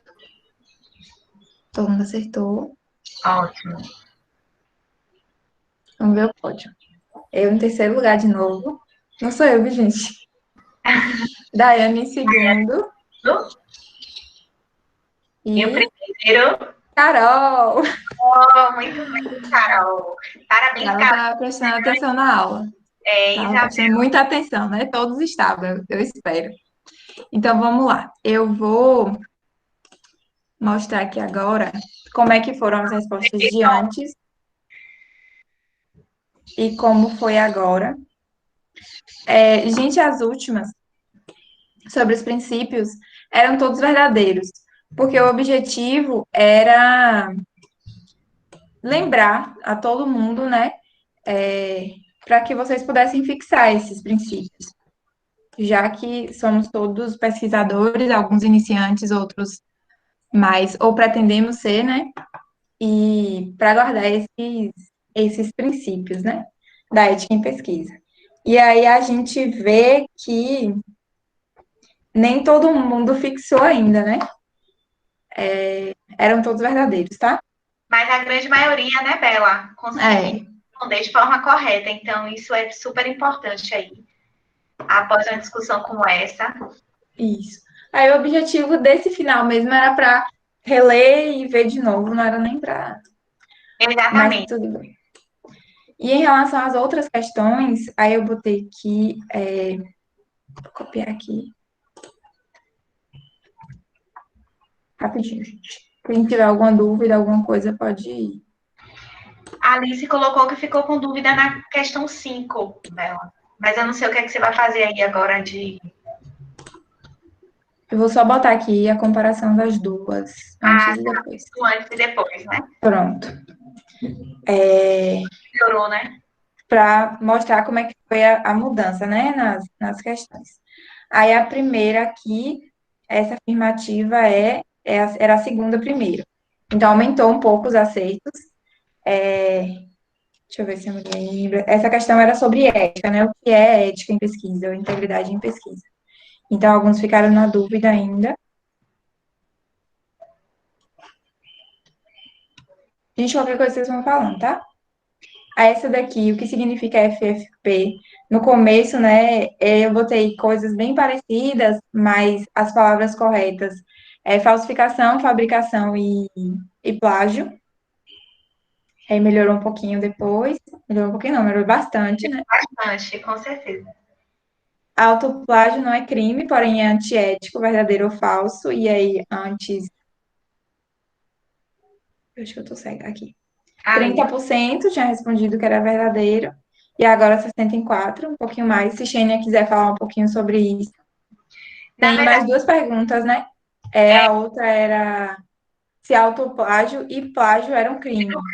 E aí a gente viu na aula que autoplágio não é crime, né? Ele só é antiético. Então você colocou duas, uma falando que as duas coisas, né, tanto o plágio quanto o autoplágio era crime, e o outro falando a forma correta, que o autoplágio é, na verdade, uma questão antiética. Então, eu acho que isso ficou claro após essa complementação. Pronto. Essa questão aqui da responsabilidade do pesquisador, a gente tinha 2%, né, que acharam que era verdadeiro, e agora 11% que acertaram a questão. Na verdade, a gente mudou duas coisinhas no final de duas proposições que faziam com que elas ficassem corretas. Uma era que dizia que os dados, a conclusão, né, ela era feita em relação aos resultados e à expertise do pesquisador. E, na verdade, não é. Né, a conclusão, ela tem que ser feita em cima dos resultados e não na expertise. É estritamente em cima dos resultados. E a outra é que as questões de ética em pesquisa, elas devem ser aplicadas apenas nos estágios iniciais da pesquisa. Estava escrito lá, estágios iniciais. E, na verdade, ele deve ser aplicado em todos os estágios da pesquisa. Então, foi uma pegadinha mesmo. Talvez alguns nem conseguiram observar, porque estava lendo rápido para responder logo. Mas para ficar claro, né? Má conduta científica. Aí lá tinha as opções, e aí eram todas verdadeiras. E aumentou um pouquinho também os acertos. Acho que já falou de todas, né? E aí, gente, se ficou alguma dúvida, a examinadora tinha falado da questão 5, não foi? Foi. Deixa eu só olhar ali qual é a questão 5.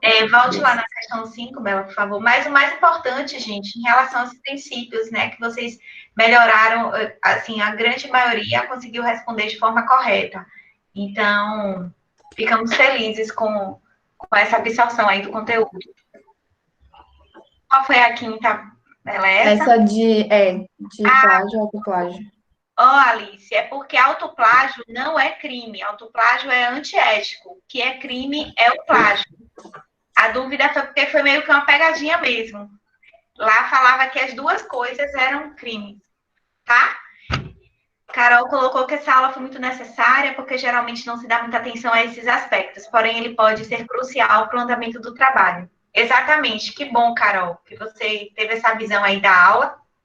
Acho que é isso, né, Bela? Acho que se realmente tiver alguma dúvida, pode fazer, mas eu acredito que a gente já respondeu. Nós queremos agradecer. O horário também já avançou um pouco. Queria agradecer a oportunidade, mais uma vez, de estar aqui. Estou todas as sextas pela manhã aqui. Qualquer dúvida, estou à disposição. Mas é sempre muito bom estar aprendendo aqui com vocês. É um grande prazer. Queria agradecer a essa parceira, que foi incrível, Isabela. Obrigada, viu, Bela? A gente muito sucesso. Obrigada aí por toda a força, por toda a troca, tá? Obrigada, professor Rodrigo. Obrigada, professor João Paulo. Obrigada a todos os presentes. Obrigada, gente.